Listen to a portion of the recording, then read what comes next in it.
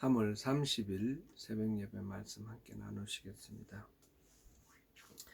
오늘 함께 은혜 나눌 말씀은 누가복음 21장 20절부터 28절까지 말씀입니다. 20절부터 누가복음 21장 20절부터 28절까지 함께 봉독하시겠습니다.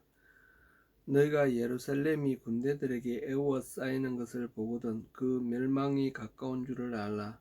그때 유대에 있는 자들은 산으로 도망갈 것이며 성내에 있는 자들은 나갈 것이며 촌에 있는 자들은 거리로 들어가지 말지어다. 이날들은 기록된 모든 것을 이루는 징벌의 날이니라. 그날에는 아이 벤 자들과 젖먹이는 자들에게 화가 있으리니 이는 땅에 큰 환난과 이 백성에게 진노가 있겠음이로다. 그들이 칼날에 죽임을 당하며 모든 이방에 사로잡혀 가겠고 예루살렘은 이방인의 때가 차기까지 이방인들에게 밟히리라. 1월 성신에는 징조가 있겠고 땅에서는 민족들이 바다와 파도의 성난 소리로 인하여 혼란한 중에 공고하리라. 사람들이 세상에 임할 일을 생각하고 무서워함으로 기절하리니 이는 하늘의 권능들이 흔들리겠음이라. 그때에 사람들이 인자가 구름을 타고 능력과 큰 영광으로 오는 것을 보리라. 이런 일이 되기를 시작하거든 일어나 머리를 들라. 너희 속량이 가까웠느니라 하시니라. 아멘. 예. 누가복음 21장은 이른바 묵시록입니다. 작은 묵시록이라고 합니다. 묵시록이라는 말은 요한계시록에서 그 계시록과 같은 말이고요. 하나님의 숨겨진 뜻이 드러나는 것을 기록한 것이 묵시록입니다. 누가복음 21장에서 5절부터 9절까지는 성전이 무너질 것을 예고하는 그런 말씀입니다. 10절부터 19절에는 전쟁과 기근, 지진, 기근, 전염병 등 큰 징조가 있을 것이라고 말씀하셨습니다.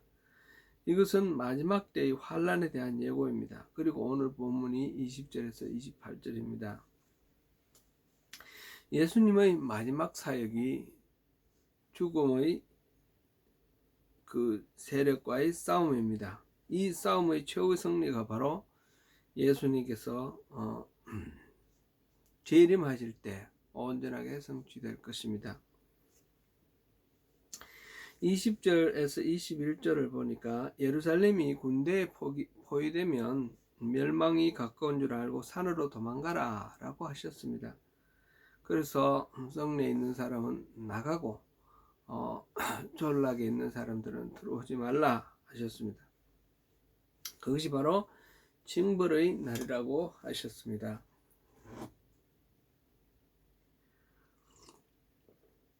예수님의 이 예언은 역사상 AD 70년에 성취된 것으로 봅니다. 로마 장군 디도는 예루살렘을 포위하여 3년에 걸친 공격을 하였고 마침내 성을 함락한 후에 성전과 성을 완전히 파괴시켰습니다.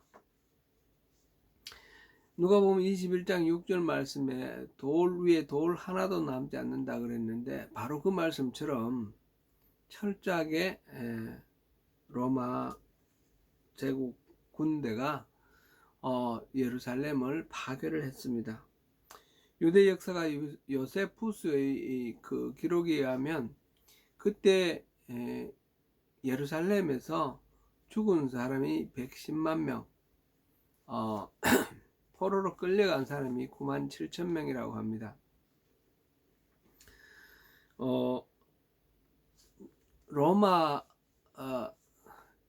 로마에 가면 콜로세움이 있죠. 원형 경기장.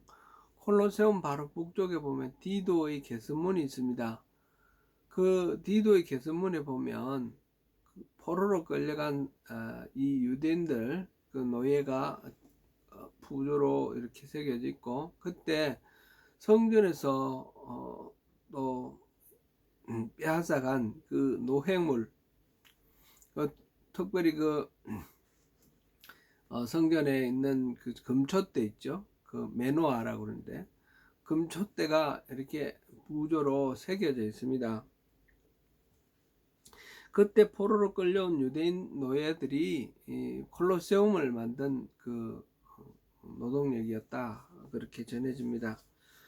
예루살렘이 로마군에 의해 포위되었을 때 오늘 본문에 기록된 예수님 말씀대로 교회 지도자들은 기독교인들에게 예루살렘을 떠나 산으로 도망하라고 했고, 실제로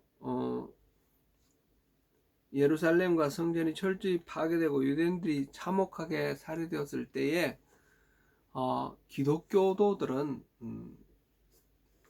포함되지 않았다고 합니다.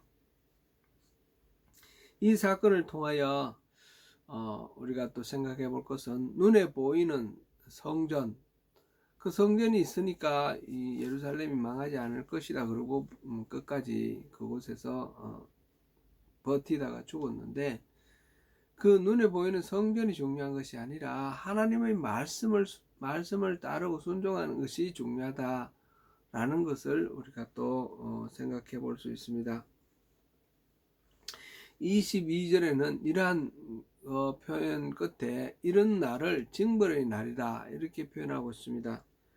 징벌의 날이라는 것은 하나님께서 이스라엘의 그 범죄를 마침내 벌을 주어 징계하시는 날, 심판의 날이다 라는 뜻입니다. 구약 성경에는 여러 번 이런 징계의 날이 예고되어 있는데 그 날이 바로 임박했다는 뜻입니다. 대표적으로 호세아 9장 7절을 보시겠습니다. 형벌의 날이 이르렀고 보응의 날이 온 것을 이스라엘이 알지라. 선지자가 어리석었고 신에 감동하는 자가 미쳤나니 이는 내 죄악이 많고 내 원함이 크밀이라. 호세아가 말하는 바는 이스라엘이 하나님 앞에 정직하지 않고 우상을 숭배했기 때문에 그 죄에 대한 형벌의 날이 곧 임할 것이라는 경고의 말씀입니다. 이 말씀은 역사적으로 BC 722년에 아시리아에 의해서 북왕국 이스라엘이 멸망한 것으로 성취되었습니다. 그러나 하나님의 말씀은 북이스라엘의 멸망으로 끝나지 않았습니다. 이것은 예언의 확장이라고 표현을 하는데 하나님의 말씀은 살아있어서 계속 확장한다는 뜻입니다. 그 징벌의 날은 AD 70년에 예루살렘이 철저히 멸망당하는 그 사건을 통해서 또 성취되었습니다. 그리고 그것이 그것으로 소멸되는 것은 아닙니다. 계속 확장하고 있습니다. 마지막 날 때에 환란의 때까지 계속해서 이 말씀은 확장되어 나갈 것입니다. 예수님은 그 징벌의 날에 그들에게 미칠 화가 매우 클 것이라고 말씀하셨습니다. 그리고 모든 백성들이 이방에게 사로잡혀 가겠고 예루살렘은 이방인의 때가 차기까지 이방인들의 발에 밟힐 것이다, 그렇게 말씀하셨습니다. 24절입니다. 1948년에 팔레스틴 땅에 예루살렘, 이스라엘이 건국되었을 때 그때까지 그 땅을 이방인들이 차지하고 있었죠.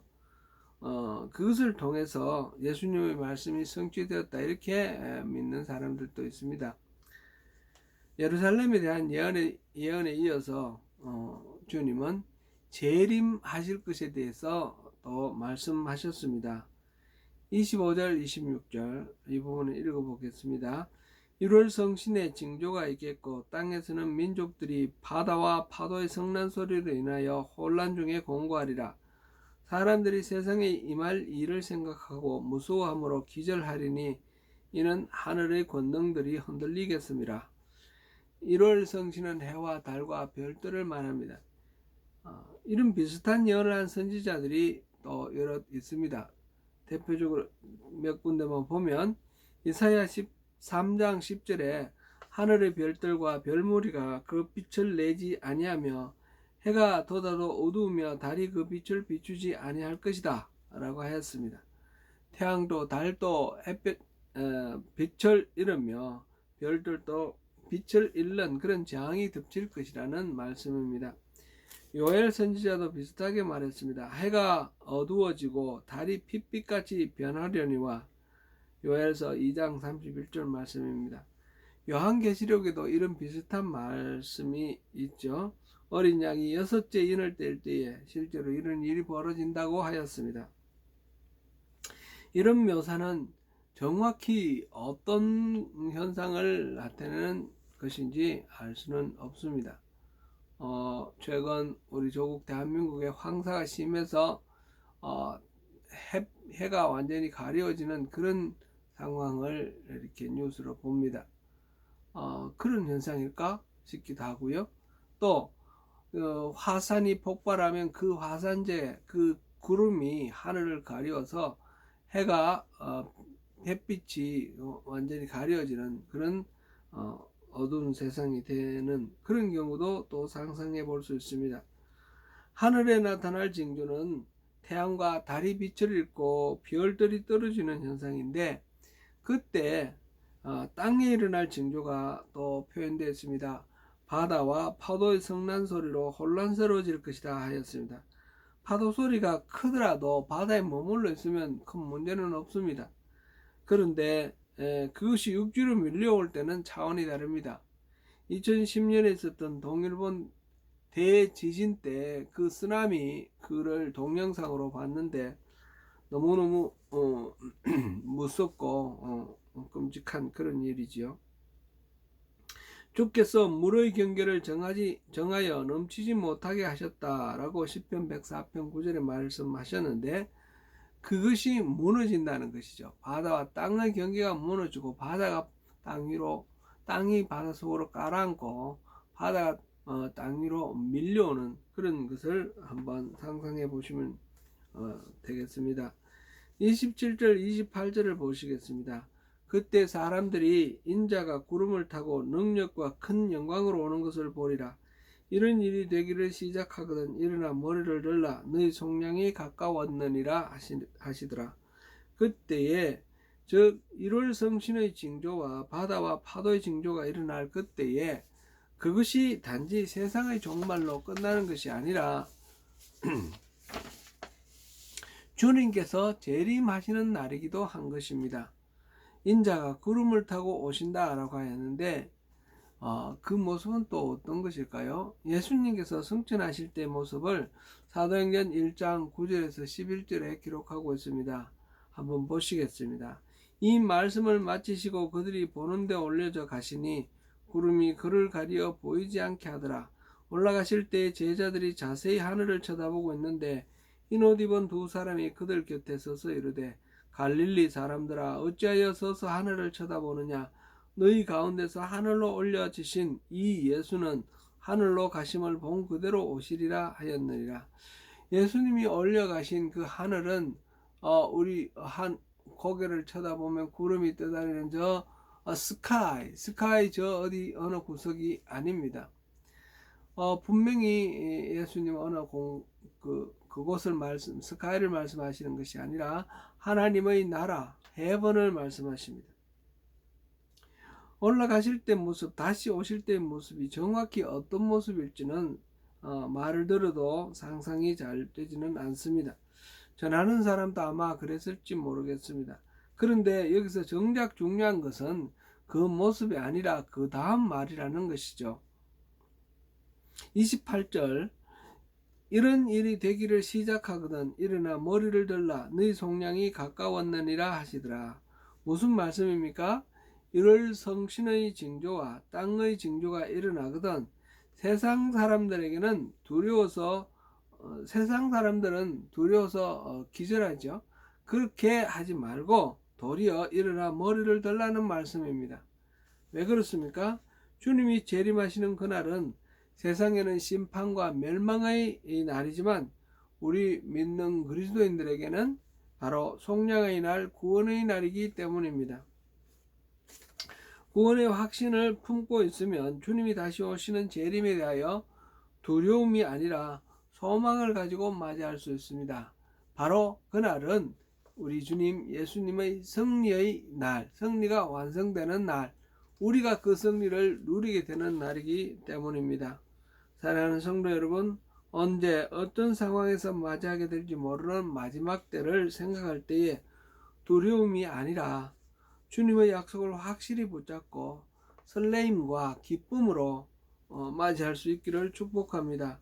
고개를 당당히 들고 일어서서 예루살렘에 들어가시는 주님을 환영하던 사람들이 종려나무 가지를 꺾어 흔들며 호산나 만세를 불렀듯이 우리 또한 환호하며 주님을 맞이하시는 저와 여러분이 되시기를 축원합니다.